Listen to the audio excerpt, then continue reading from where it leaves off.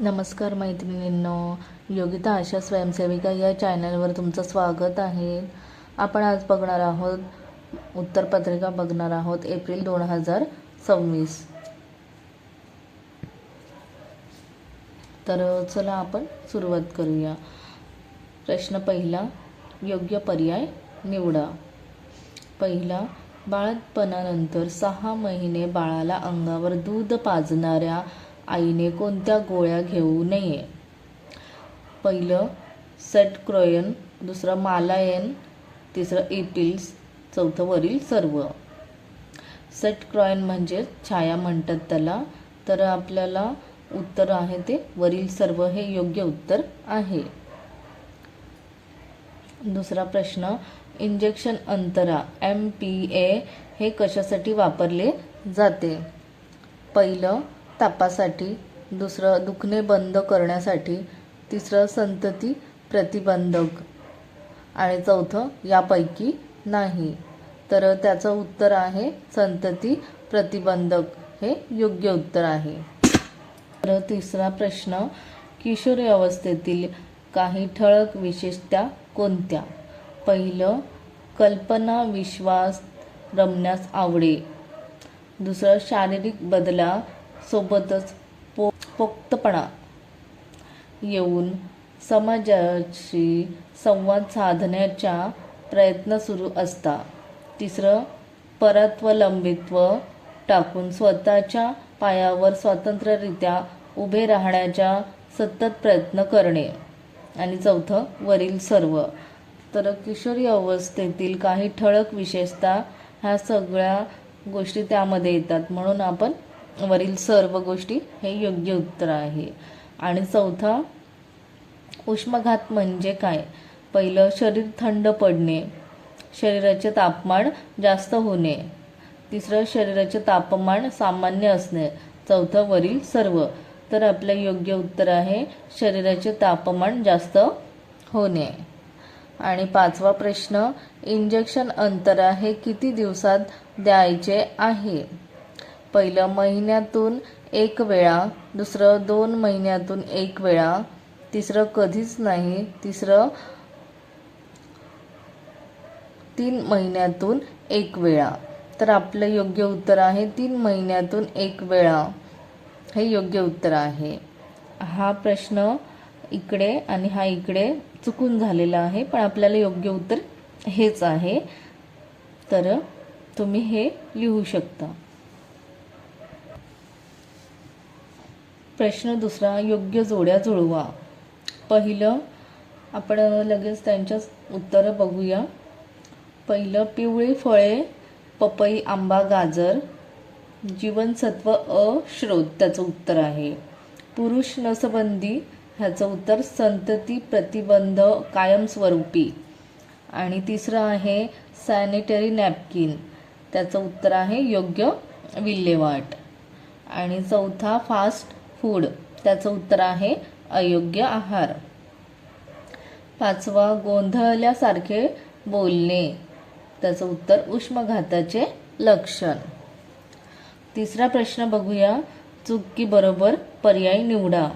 पहिलं दुर्बिणीद्वारे शस्त्रक्रिया लेप्रोस्कोपी ही तात्पुरते संतती प्रतिबंध करते, त्याचं उत्तर बरोबर आहे. आणि दुसरं अपुऱ्या आहाराचे गंभीर परिणाम आपल्या आरोग्यावर दिसून येतात, त्याचं उत्तर बरोबर आहे. तिसरं सॅनिटरी नॅपकिन धुवून परत वापरात आणले जाते, त्याचं उत्तर चूक. चौथं उन्हाळ्यात भडक व फिट कपडे वापरावेत, त्याचं उत्तर चूक. 5 भाजीपाला जास्त वेळ शिजवल्याने पौष्टिकता कमी होते, त्याचं उत्तर चूक. तुम्ही यामध्ये कोणतं उत्तर चुकीचं आहे, कोणतं उत्तर बरोबर आहे ते तुम्ही मला कमेंट्समध्ये नक्की सांगा. प्रश्न चौथा, एका वाक्यात उत्तरे द्या. पहिला, पोषण विषयक स्वास्थ्य मिळवण्यासाठी कोणत्या बाबी महत्त्वाच्या आहेत? त्याचं उत्तर पोषण विषयक स्वास्थ्य मिळवण्यासाठी संतुलित आहार, स्वच्छता आणि योग्य जीवनशैली महत्त्वाची आहे.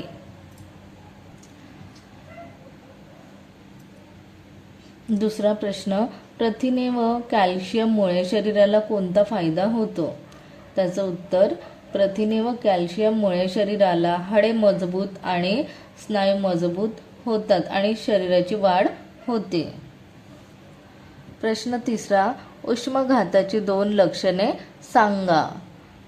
त्याचं उत्तर, पहिलं शरीराचे तापमान वाढणे, दुसरं चक्कर येणे. तुम्ही याच्या व्यतिरिक्त दुसरं लिहू शकता. मी मला योग्य वाटलं म्हणून मी हे लिहिलेले आहेत 2 लक्षणे. आणि चौथा प्रश्न, PPI-UCD कधी बसवायची? त्याचं उत्तर, PPI-UCD प्रसूतीनंतर लगेच बसवता येणारे गर्भनिरोधक साधन आहे. पाचवा प्रश्न, HIV बाधित माता कोणते संतती प्रतिबंधक साधन वापरू शकते? त्याचं उत्तर, HIV बाधित माता कंडोम किंवा सुरक्षित गर्भनिरोधक साधने वापरू शकते. प्रश्न 5वा, केस स्टडी. इथे मी केस स्टडी लिहिलेली नाही आहे. त्यांची प्रश्न मी माझ्या याच्याने योग्य वाटली ती लिहिलेली आहे. तुम्हाला जर त्यामध्ये काही चुकीचं वाटत असेल तर तुम्ही कमेंटमध्ये नक्की सांगू शकता मला. पहिला प्रश्न त्यातील, राखी व अमर यांनी दिवसभरासाठी कोणता पदार्थ मेनू म्हणून निश्चित करावा असे तुम्हाला वाटते? त्याचं योग्य उत्तर आहे, राखी व अमर यांनी संतुलित आहार घ्यावा. दूध, पोहे, फळे, सकाळी दुपारी पोळी भाजी, डाळ, भात म्हणजेच ऊर्जा, प्रथिने आणि जीवनसत्व मिळतील असा पदार्थ घ्यावा.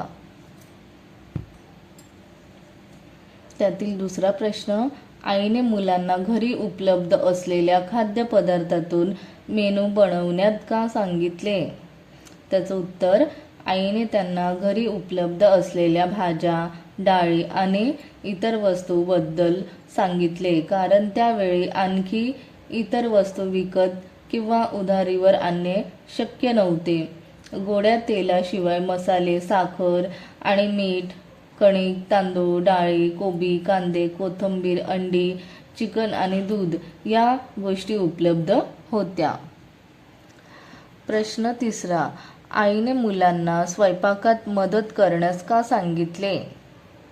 त्याचं उत्तर आहे, आईने मुलांना स्वयंपाक शिकण्यासाठी, स्वावलंबी होण्यासाठी आणि घरकामाची सवय लागावी म्हणून मदत करण्यास सांगितले. चौथा, आईने नमूद केलेल्या उपलब्ध भाज्या, धान्य व इतर साहित्यांपैकी कोणते पदार्थ ऊर्जा देणारे, कोणते पदार्थ शारीरिक वाढीस मदत करणारे व कोणते पदार्थ रोगप्रतिकारशक्ती निर्माण करून वाढविण्यास मदत करणारे आहेत ते सांगा. आईंनी नमूद केलेल्या उपलब्ध पदार्थ पुढील प्रमाणे आहे. आपण पहिलं बघूया, ऊर्जा देणारे पदार्थ कोणते? तांदूळ, गहू, ज्वारी, बाजरी, साखर, तेल, तूप इत्यादी गोष्टीतून आपल्याला ऊर्जा देतात. आणि दुसरं, शारीरिक वाढीस मदत करणारे पदार्थ, डाळी, कडधान्य, हरभरा, मूग, तूर, दूध, अंडी इत्यादी गोष्टींमधून आपल्याला शारीरिक वाढीस मदत होते. आणि तिसरं, रोगप्रतिकारशक्ती वाढवणारे पदार्थ, भाज्या, पालक, मेथी, फळे, संत्री, केळी, गाजर, टोमॅटो इत्यादी. हे पदार्थ शरीराला वेगवेगळ्या प्रकारे मदत करतात. ऊर्जा वाढ आणि रोगापासून संरक्षण होते. प्रश्न 6वा, प्रात्यक्षिक. उष्माघात टाळण्यासाठी कोणत्या गोष्टींचा अवलंब करावा व का करू नये? पहिलं, उष्माघात म्हणजे काय? उन्हात जास्त वेळ राहिल्यामुळे शरीराचे तापमान खूप वाढते आणि शरीरातील पाण्याची कमतरता होते. याला उष्माघात म्हणतात. उष्माघात टाळण्यासाठी करावयाच्या गोष्टी, पहिलं, भरपूर पाणी पिणे, दिवसभरात वारंवार पाणी पिणे, लिंबू पाणी, ताक, नारळ पाणी पिणे आवश्यक आहे. दुसरं उन्हात जाणे टाळणे, दुपारी 12 ते 4 या वेळेत शक्यतो बाहेर जाऊ नये. तिसरं सैल व हलके कपडे वापरणे, सुती आणि हलक्या रंगाचे कपडे घातल्याने शरीर थंड राहते. चौथं डोके झाकून बाहेर जाणे, टोपी, रुमाल किंवा छत्री वापरावी. पाचवं थंड जागेत विश्रांती घेणे, जास्त थकवा आल्यास सावलीत किंवा थंड ठिकाणी बसावे. सहावं हलका व पौष्टिक आहार घेणे, फळे, भाज्या, पचायला आहार, हलका आहार घ्यावा. ह्या आहेत या उष्माघात टाळण्यासाठी करावयाच्या गोष्टी आहेत. उष्माघात टाळण्यासाठी काय करू नये? पहिलं, उन्हात जास्त वेळ फिरणे टाळावे. कडक उन्हात काम करणे किंवा खेळणे टाळावे. दुसरं, जड व घट्ट कपडे वापरू नयेत, यामुळे शरीर गरम होते. तिसरं, पाणी कमी पिणे टाळावे, पाण्याची कमतरता होऊ देऊ नये. चौथं, जंक फूड आणि गरम पदार्थ टाळावेत, ते शरीराचे तापमान वाढवतात. प्रश्न 7वा, खालीलपैकी कोणत्याही 2 प्रश्नांची उत्तरे लिहा. पहिलं, लहान मुलांना उष्णतेचा त्रास झाल्यास प्रथम उपचार लिहा. त्याचं उत्तर, लहान मुलांना उष्माघात झाल्यास त्वरित काळजी घेणे आवश्यक आहे. मुलांना सावलीत किंवा थंड ठिकाणी ठेवावे. घट्ट कपडे सैल करावेत. थंड पाण्याने शरीर पुसावे. पाणी, ORS किंवा द्रव्य पदार्थ द्यावेत. मुलांना विश्रांती द्यावी. प्रकृती गंभीर असल्यास डॉक्टरांकडे घेऊन जावे. दुसरं, कमी दिवसाच्या, कमी वजनाच्या शिशूची काळजी घेण्यासाठी तसेच त्या शिशूचे हायपोथर्मिया पासून बचाव होण्यासाठी कांगारू पद्धत KMC पद्धतीचा उपाय कसा कराल त्याची सविस्तर माहिती लिहा. त्याचं उत्तर, कांगारू पद्धत ही एक कमी वजनाच्या बालकाची काळजी घेण्याची सहज, सोपी व कमी खर्चिक अशी पद्धत आहे. कांगारू पद्धतीमुळे कमी वजनाच्या बाळाचे आरोग्य उत्तम राहते. बाळाला उबदार ठेवण्यासाठी कांगारू पद्धत पाळण्याविषयीचा सल्ला मातेला व त्यांच्या कुटुंबियांना देऊ शकतात. त्वचेसोबत संपर्क येईल अशा पद्धतीने बाळाला धरणे, यासाठी मातेला एकांतात ठेवावे. मातेला आरामशीर बसण्यास सांगावे. बाळाच्या डोक्यावर टोपी, लंगोट, पायमोजे सोडून बाकी अंगावरील कपडे काढून त्याला मातेच्या स्तनांच्या मध्ये डोके एका बाजूला करून बेडक्यासारखा स्थितीमध्ये ठेवून त्वचेच्या संपर्कात ठेवावे. बाळाला मातेच्या साडीच्या पदराने झाकून वरून ब्लँकेट घ्यावी.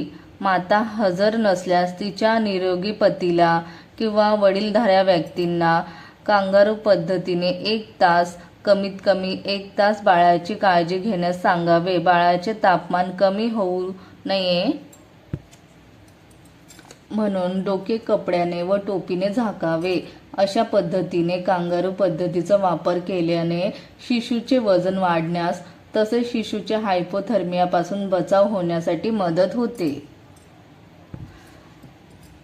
आणि शेवटचा प्रश्न आहे, आपल्या प्रत्येक ग्रहभेटीमध्ये आशाने शिशूमध्ये कोणत्या गोष्टीचे परीक्षण केले पाहिजे जेणेकरून शिशूला जंतू संसर्ग होण्यापासून बचाव होईल?